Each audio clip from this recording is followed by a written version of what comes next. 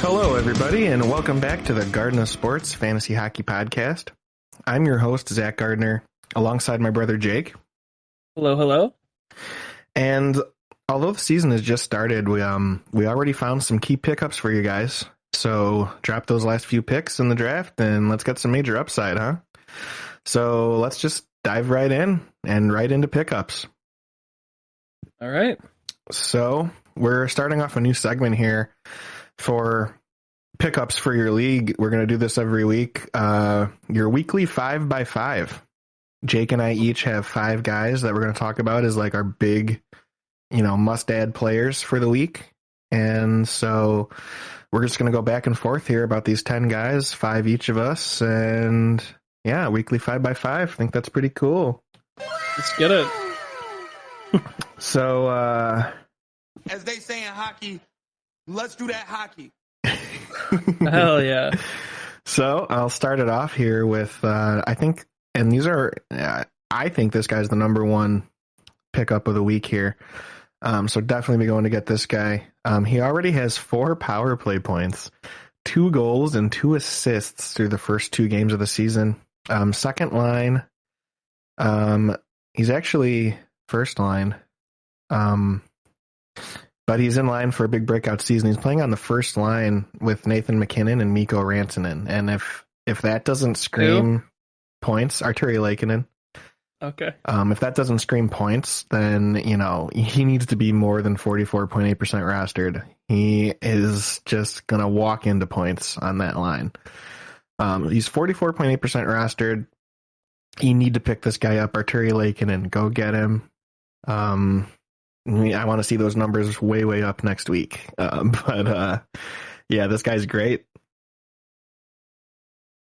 Yeah, can't go wrong. I took your advice and grabbed him a bit earlier than this in another league. But yeah, my first guy off the board, and some of mine, so I wrote mine out, and some of them were more questions to Zach, who is more of the hockey expert. So I like this guy though. Mario Ferraro, averaging 23 minutes and 31 seconds of ice time. I think he's good in banger type leagues. Now that he is first line, he's never been much of like a scorer, but he does get hits and blocks, and I think that could keep him in like the top 20 of D-men. I think so too. This is a really underrated one that a lot of people probably weren't thinking too much about because it's San Jose. But with Brent Burns leaving, that opened up a big spot for Mario Ferraro. They just slotted him right in that first line and first power play. Even though he's not much of a scoring defenseman, he'll probably walk into some power play assists just being on that top power play. And like Jake said, he gets over 23 minutes of ice time. He's only 14.9% rostered. This is definitely a move if you get hits and blocks points. He could be a really, really, really nice option for you on your to bolster up your defense depth. This guy could be really, really freaking good. For sure. Yeah, I wouldn't skip him. Yeah, so you got him too, huh?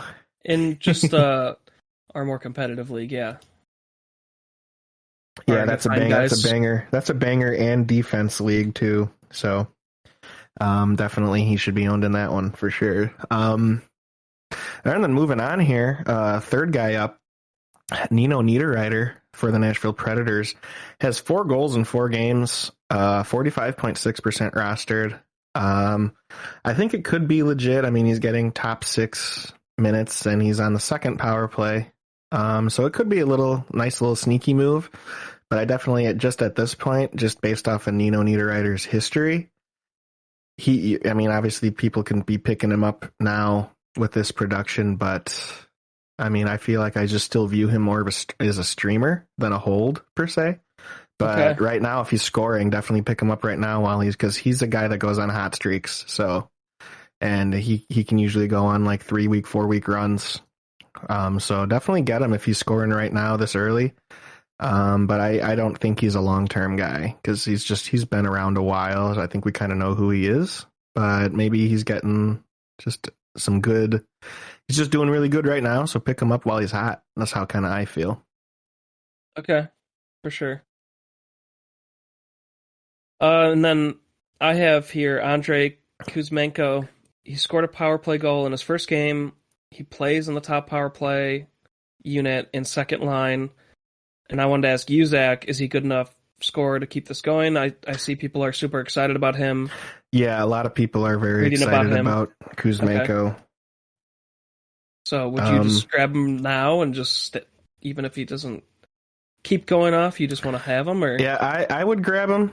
His ice time went down in the second game. He had 17 minutes, 43 seconds on against Edmonton in the first game.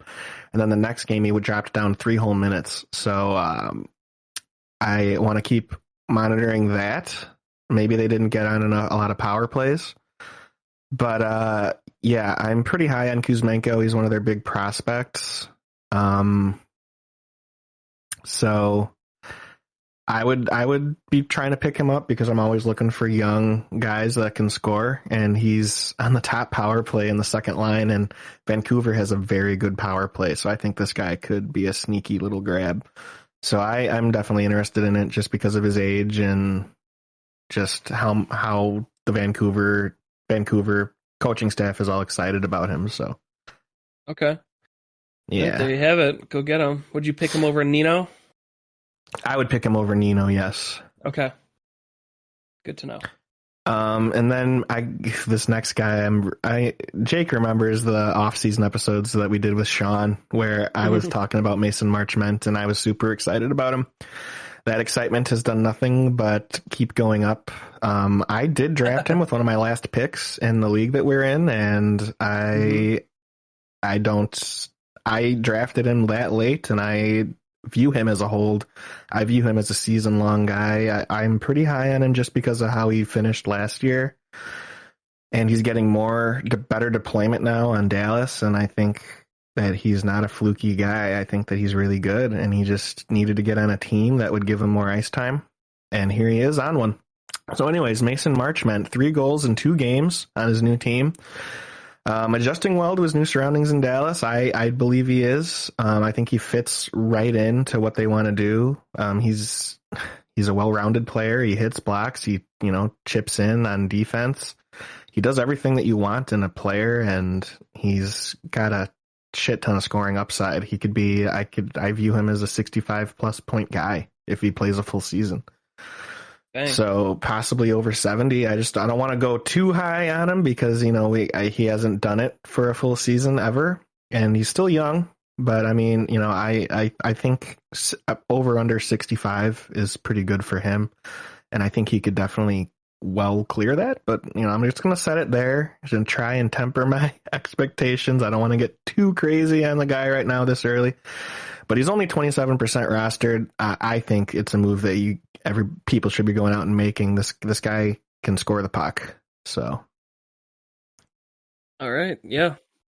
If he's available in that other league you're in, Jake, I'd be trying to get him too. He is. Let's talk about it after the episode because there's a lot of these guys available. That we're talking about, and it's the same scoring format. He went off of yours. So, All right, next guy up, Martin Nikas, 2 goals and 2 assists in 2 games. Has yet to have a breakout season. He's a first round pick in 2017, and he had a bad season last year. It was kind of a down season. Can this actually be his breakout, Zach?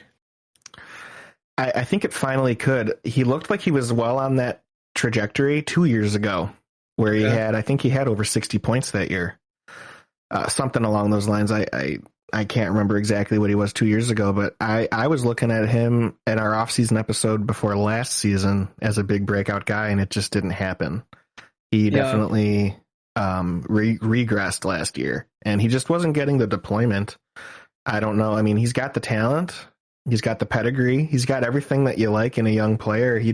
Carolina's just stacked, and they just like him on that third line when they're fully healthy they have that third scoring line. So he just doesn't get the ice time. But right now, I kind of do believe in it right now for the next 3-4 months. Because he is going to be locked into that second line and power play time until Max Pacioretty comes back.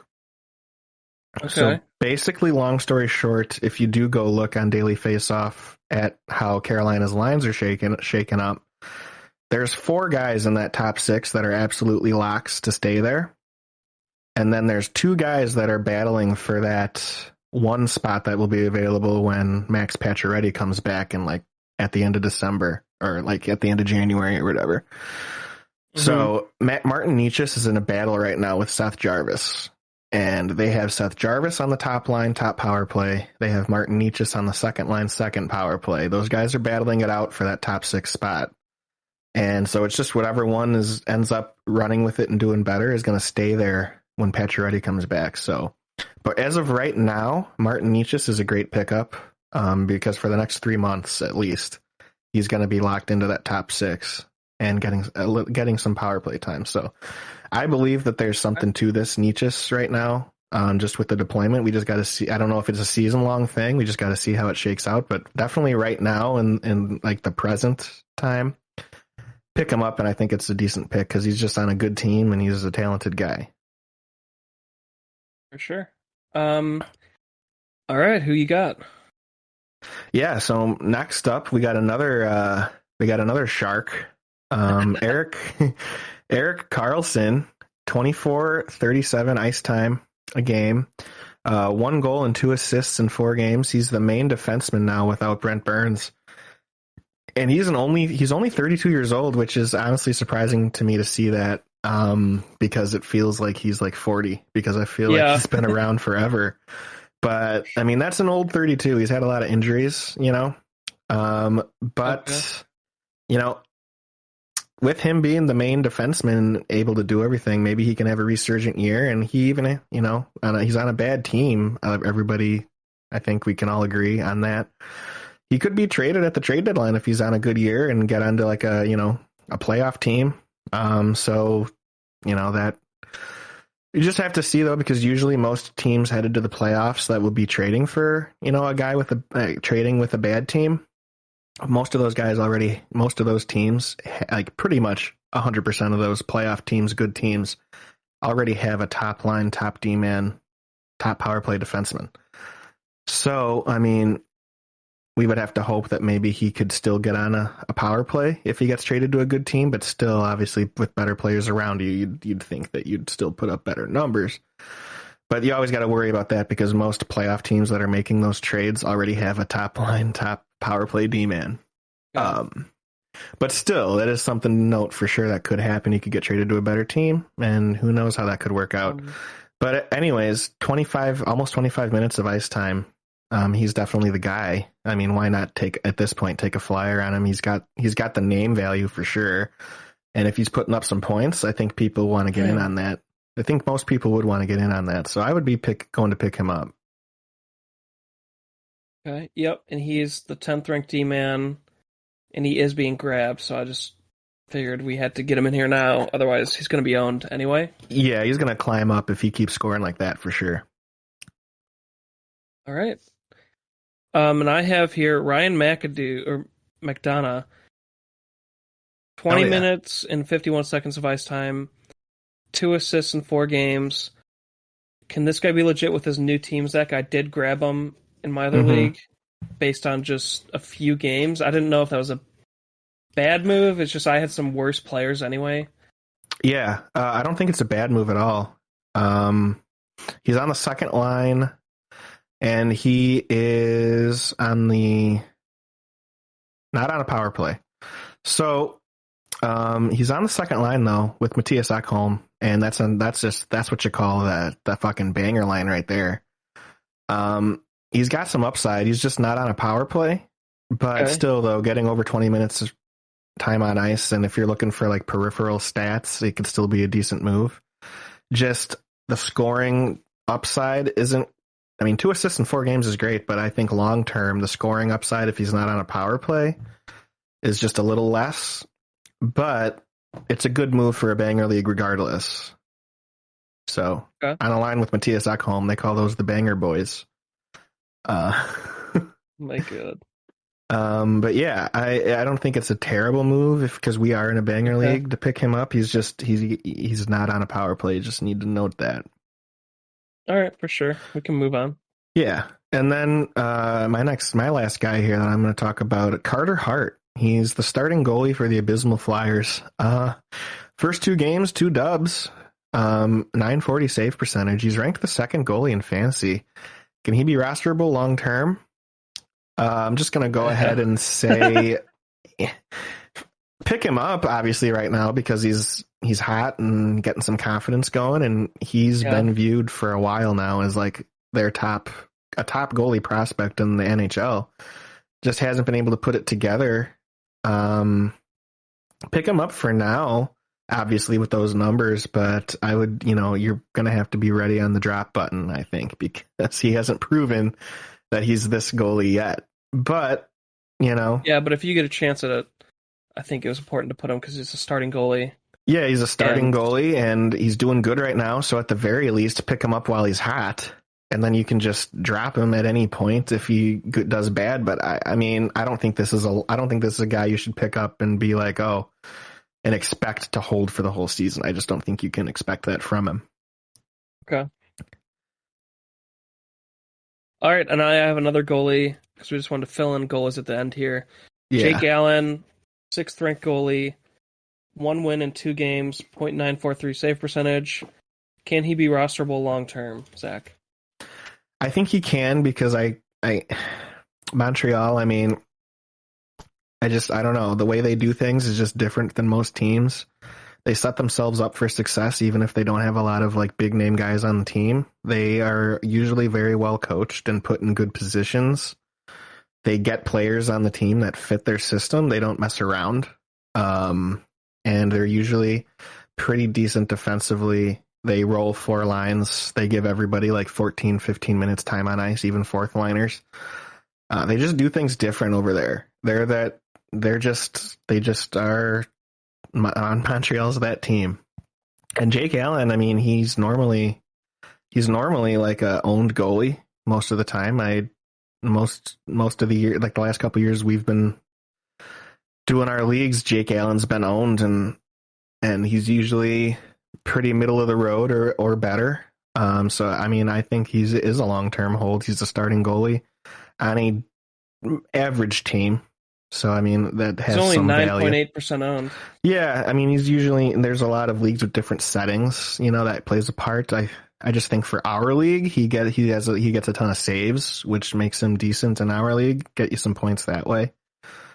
So I like Jake Allen. I like him definitely more than Carter Hart because I just feel like Jake Allen has a pedigree of being a little better.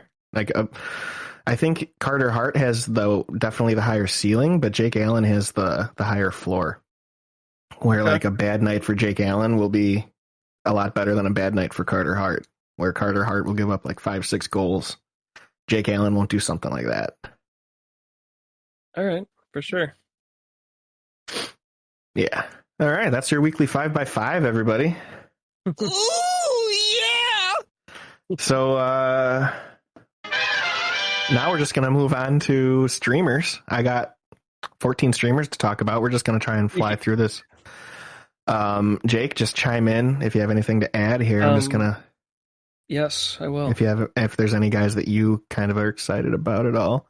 Okay. So, starting it off here, Alex Stalock is a streamer, ? 1 goal given up, 36 saves against Vegas. Tread carefully, obviously, as he's the backup in Chicago, but he did look pretty good that first start against a good team. So I don't know, Alex Stalock, look at him. If there's Chicago has some back-to-backs and maybe Chicago's playing another bad team, maybe Stalock can get you a dub. No one will really be looking at this guy too much, I don't think. Next up, a streaming option goalie that I think is going to be this year's big streaming option. Linus Ullmark. He may be the best streaming option for this season. He's in a timeshare at goalie, literally a 50-50 for the Bruins. So pick him up when he starts once or twice a week. Bruins have a good team, so he'll be probably at the top of the line for getting a win most of the time when he starts. So he can put up some decent stats. He just isn't an everyday starter, so just got to keep that in mind. Okay. And then next we got Michael Stone. He's 0.2% rostered, Jake. So I mean, he's starting to climb up. I mean, he needs to slow down a little bit. People need to pump the brakes on Michael Stone. Oh my God. But he's got 1 goal and 2 assists in 2 games. That was all in one game, though. Although he did all that scoring in 1 game, yeah. He's only getting 12 minutes of time on ice. So lower level streamer right now, definitely a deep league move. And most people aren't even looking at this guy. Virtually no one is looking at this guy. No PP time, but he did have a great game last game. Just the reason I wanted to bring him up. Just watch this guy. I think I'm putting this guy as a watch. I don't think anybody's even streaming him right now. But just watch it because he 1 goal and 2 assists. Maybe he starts getting more ice time after something like that. We just got to see how it goes. Mm-hmm. Then we got Eli Tolvanen, the young winger on the Preds, 4% rostered. This guy at one point a couple years ago was like their top prospect. And he broke out his rookie season, had like over 35, 40, almost 40 points, but regressed after that. They just haven't been giving him the same deployment since. He's got 1 goal and 2 assists in 4 games so far. He's in a top 6 role right now, and he's on the power play too. So I think might be something here. So I definitely am interested in Eli Tolvanen, and he's looking pretty good so far to start the season. I'm definitely always excited about young guys that are starting to break out. So I'm definitely watching this guy, and I'll be ready to pounce if he puts like a couple weeks together for sure. Okay. Next we got up Seth Jarvis. I was talking about this guy a little bit earlier when we were talking about Martin Nietzsche's. He's on the top line, top power play on Carolina, and he looks like at this point, he has more trust of the coaching staff over Nietzsche. He could be a really good pickup. He's only 20% rostered. And just because he's on that top line, top power play on one of the better teams in the league, I think he's worth a look for sure. Yeah, I have seen him being grabbed, so. Yeah. I feel like this one more. Next up, Jake wants to talk about this guy. This is his guy here. No, God no. But I'm going to mention him because he's worth mentioning, I believe. Jonathan Taves, 2 goals in 3 games, and he's locked into top line and top power play. Can he sustain it? He's 8% rostered, and I don't know. He looks like a man on a mission. Like he's putting a lot of emotion out there, more than he normally does. Like you can tell when he's frustrated. You can tell when he's like locked in, and he looks locked in right now. I mean, this is angry Jonathan Taves. I don't care how old he is or what he's done the last couple of years. Angry Jonathan Taves is somebody you don't want to fuck with. So I don't know. I think he's just pissed at how things have gone in Chicago the last couple of years, and I don't think he likes how most people talk about him, and I think he's out there to prove that he's still got something left. And I don't know. I'm not saying I'm picking him up right now, but I'm just saying you need to watch it because Jonathan Taves can go beast mode, and I think he has the ability still, as long as he's healthy and he looks like he's motivated. So I'm just saying, watch it. Just watch it because he could do something maybe this year. All right. Next up here, Capo Caco. He's got 1 goal in 3 games for the Rangers. He's on the top line right now. I don't know what the hell they're doing, but he's on the top line right now. Stream him while it lasts, I believe. 7% rostered. I mean, just playing alongside Mika Zibanejad, that's a reason. That's as good a reason as any to pick somebody up for, and just hope that maybe they can do something. So yeah, Capo Caco, just put him on your watch list. Maybe pick him up for a stream. Top line on New York. That's something decent. And then next up, another New York Ranger, young New York Ranger, Alexis Lafreniere. 2 assists in 3 games. He's 35% rostered. He's on the second line in New York. Stream him while it lasts. Him and Caco are both on the second power play. And they're on that second power play with Philip Hedl. They got the 3 young guys on that second power play. So both are getting some power play time. Caco's on the first line, Lafreniere's on the second line. So they're getting some time with these good lines on New York. So maybe that can help both of these guys break out. Caco Kako was the second pick in the draft 3 years ago, and Lafreniere was the first pick in the draft 2 years ago. So they're really hoping to finally get something out of these two young guys that they drafted really with early top picks like over the last few years. So they've just haven't really gotten much out of them yet, and people are wondering if these guys are busts or not. So I mean, at some point they got to break out. So we'll see where it goes. Sure. And then we got Jakub Voracek. He's 24% rostered. He's old as shit, but I think he's like 36, 37. But he's on the second line and second power play on Columbus. Can he put another good season together? He was on a 64-point pace last year. He can definitely rack up the assists. He's a disher for sure. So I don't know. I think just getting that deployment, maybe he could do something. And he did have a decent year last year. I think he finished with like 58 points or 56 points or something like that. Pretty decent. One of the better seasons he's had over the last couple of years. So maybe he puts another one together here. So just keep an eye on Jakub Voracek. He could do something. He can rack up those assists. And then next up, Ivan Barbashev, the young winger, or I think they're playing him at center now. Anyways, young player on St. Louis Blues. He's 20% rostered. He's got 1 goal in 1 game, 16 minutes time on ice in that game. He's on the third line, but he's on the top power play. So kind of a weird deployment there, but take a flyer on him. He's getting top power play time, and St. Louis has a pretty decent team. He's on that power play with Robert Thomas and all their studs. So I think just keep an eye on this guy, this young man. For sure. And then next here, Yegor Chinnikov, 1% rostered. He's on the second line, second power play on Columbus. They're pretty high on him as like one of their top prospects on Columbus. No points so far through 3 games, but good deployment. Wait until he does something, but definitely keep an eye on this guy. A lot of people are excited about him. I've heard a lot of stuff about Chinnikov all off season, so I'd be watching him. These young Russians are coming over, and they usually can score the puck pretty well. So, next we got a couple defensemen to talk about. 2 guys that I own, but I want to mention them because they are low owned. So, Sean Durzi. Second pairing, and I think he is going to get back to the power play. He started the year on the second power play. It was a weird situation in the first game because he had a beautiful power play assist in the first game, and it looked like the Sean Durzi that everyone's excited about. But then, as the game is winding down, he, with like seconds to go, he gives up a turnover, and then the guy ends up going down the ice and scoring with a few seconds left to win the game over LA. Because of Durzi's turnover. So he got scratched the next game as like a punishment. But then the third game, he comes right back and they give him over 20 minutes time on ice again. So they were just giving him a little punishment because the coach is just like, hey, you can't be turning it over like that. So they were just, doing a little hockey punishment there, not letting him play that next game. But that's kind of what I figured it was. So they brought him right back the third game, and he's right back to 23 minutes time on ice. He's a promising young D-man for the Kings. Could be a big breakout year. I'm very excited about him. He's got scoring upside.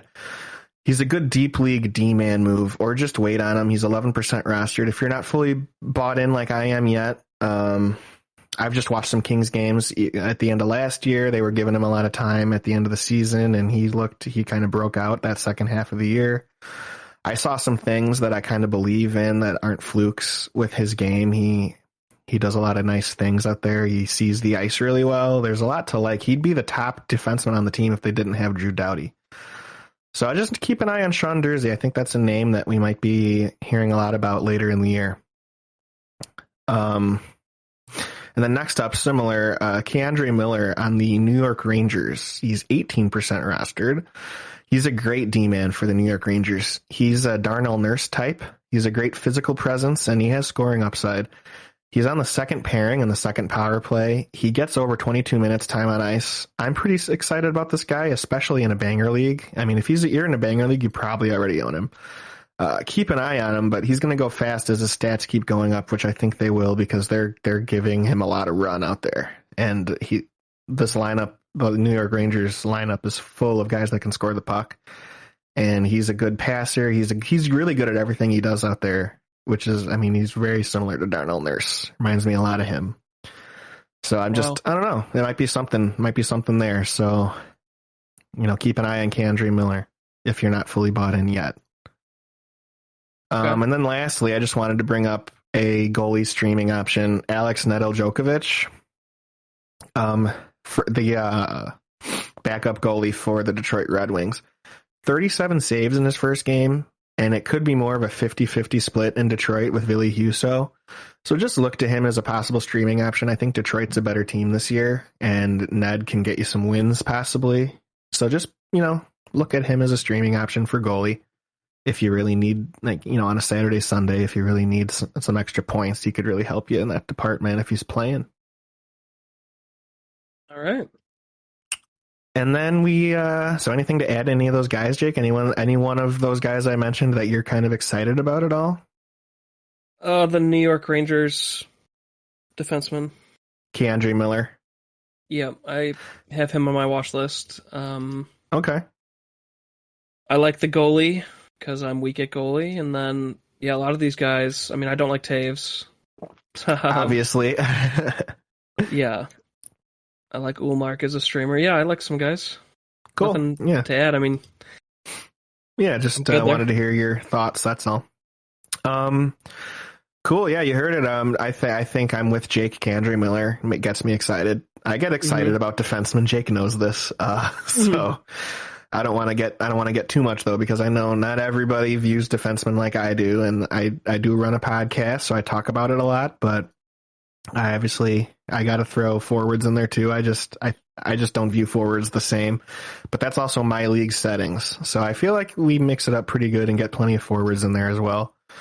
Like Ivan Barbashev gets me a little, I think that one could be something. Ivan Barbashev, I like that. He's on that top power play. That's really anybody that's on a top power play just goes on my watch list if they're not like a top owned guy, obviously. But anyways, we're doing honorable mention here. If you don't own Logan Thompson, he is 58.5% rostered in ESPN. He's the starting goalie for the Vegas Golden Knights, and he looks fresh. I mean, he was good last year when he was in when all their guys were hurt. He did really well. So now, as like really the only goalie they have, he's a pretty good goalie, and he's a starter on a good team, I think, in the Knights. So definitely go and pick him up if he's available and you don't have a starting goalie. He's a starter. He's going to get 80% of the starts. I just wanted to say, put him on here because he's not like 90% owned yet, so still have a chance. Well, yeah, and just if you don't fully believe that he is the starter, they had a back-to-back, and they played him in the back-to-back. That's how like he's going to get 80% of 90% of the starts maybe, because they just don't have a backup because two of their top goalies are hurt. So I mean, they need him as much as he can play. They're going to play him. So it's a great goalie pickup if you can make it. Yeah, love it. Wish I had him. And I just had a couple questions. Yeah. For you, Zach, about players. Well, like people playing fantasy might wonder about. Yeah. So Shane Wright hasn't really gotten the minutes. He hasn't played in 2 games either. Okay. Well, he's got 6:14 of ice time 1 game, but and then he hasn't played. So, how much of a stash is he, or would you how soon would you grab him again? I mean, how closely are you watching this guy? What do you think? I would wait until that ice time doubles before I even consider grabbing him. Mm-hmm. I would wait for him to have a week where he plays 3 or 4 games and he averages 12 minutes before I would even consider it. Obviously, you can't have him on your team right now. Mm-hmm. So, but once that ice time gets up to 12 minutes, I'd be. That's when I would add him.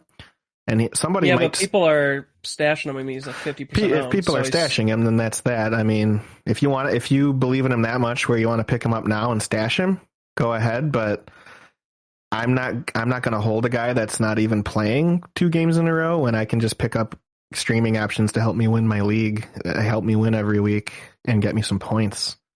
Mm-hmm. So, I mean, I'm not sure that him being 18 years old and I don't really know what to make of the Seattle Kraken, if they're going to be trash or if they are maybe a middle of the road team. I don't know if there's enough upside there where that would warrant like stashing him right now. I mean, I feel like if he's not putting up any stats, he should be dropped. Okay. That's my opinion. Yep. One man's and then opinion. Would you stash Sean Couturier? Now, this is different because Couturier is hurt and he's on IR. If you have IR spots, I would stash Sean Couturier because when he comes back, he's going to be top line, top power play, possibly the best scorer, best player on the team. So even if on a trash team, I would still be down to have their best player. So yes, I would stash Sean Couturier. And which I am. Is he better than that forward now? Is he better than... They're very similar. I like Sean. I just think Sean Couturier in our league is better than him because he can score similarly, maybe not as much, but he also puts up like the hits and blocks and everything. Okay. So I view Sean Couturier just a smidgen ahead of the other guy, the younger guy. Okay. Konechny. Konechny Starting hot. D'Angelo, Provorov are starting hot.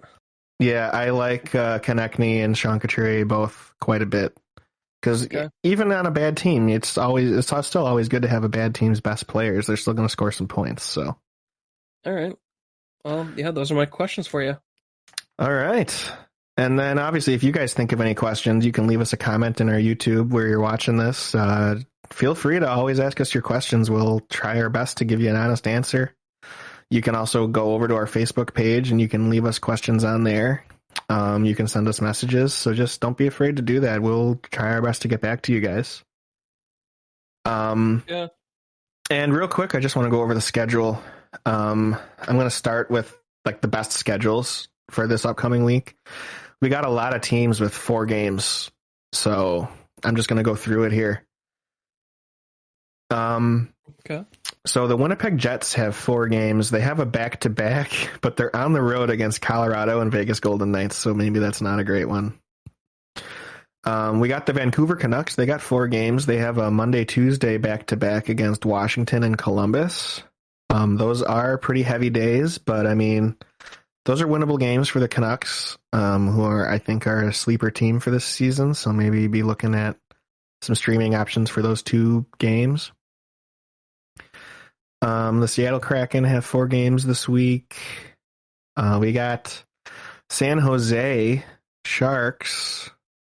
They have 4 games. They have a back-to-back against the Devils and the Philadelphia Flyers. So I mean, those are winnable games, especially the one against the Flyers. That could be something. But yeah, we got the Flyers have 4 games, obviously. The Islanders have 4 games. The LA Kings have 4 games. The Florida Panthers have 4 games. They don't have a back-to-back, but they got 4 games this week. Columbus Blue Jackets, they got 4 games. Colorado Avalanche have 4 games. And one of them is on an off night on Friday where there's only 3 games going on. They're one of them. And they're playing the Tampa Bay Lightning that game. That could be a good game. Huh? Columbus Blue Jackets got 4, or the Avalanche got 4. Obviously, they're playing the Seattle that off night on Thursday. So be picking up the Colorado Avalanche for that game against Seattle. They're probably going to score like 6 goals or something on that game. Boston Bruins have 4, and the Anaheim Ducks have 4. And there are a lot of back-to-backs in there, so be looking at those teams for your back-to-backs for your goalie streams. The worst schedules of the week, we have the Blackhawks with only 2 games, and we have the Blues with only 2 games. But the Blackhawks are playing on a Friday, which only has 3 games going. So you got the Hawks and the Red Wings on that Friday. You could pick up a streamer for the Red Wings or the Blackhawks, and you can get some extra points in on an off night. So that might be something interesting. We also have Seattle and St. Louis playing on an off night on Wednesday with only 3 games going on. So you could be picking up some streamers for the Blues or the Kraken to get some extra points. Pick up some points there. Obviously, the Avalanche are playing on that Wednesday as well as the Winnipeg Jets, the Philadelphia Flyers, and the Florida Panthers. They're all playing on those off nights. So maybe Pavel Francouz is a decent option. You know, maybe you can pick him up as like the backup for a stream for the Avalanche. So just a lot of stuff to think about. But that's the schedule. Alrighty. Nice. And so I think that'll do it for this week. Thank you everybody for listening. I know it's the beginning of the year, so there's a lot to talk about. It'll start simmering down as things shake out as the year goes on. Obviously, that's how it always goes. But there's just a lot to bring up. A lot of guys that with question marks, and you know, as time goes on, those question marks will start to be answered. So we'll have less and less to talk about each week. But as of right now, I hope we gave you some good information, good guys to pick up, good guys to stream. And with that, go give us a follow on our social media.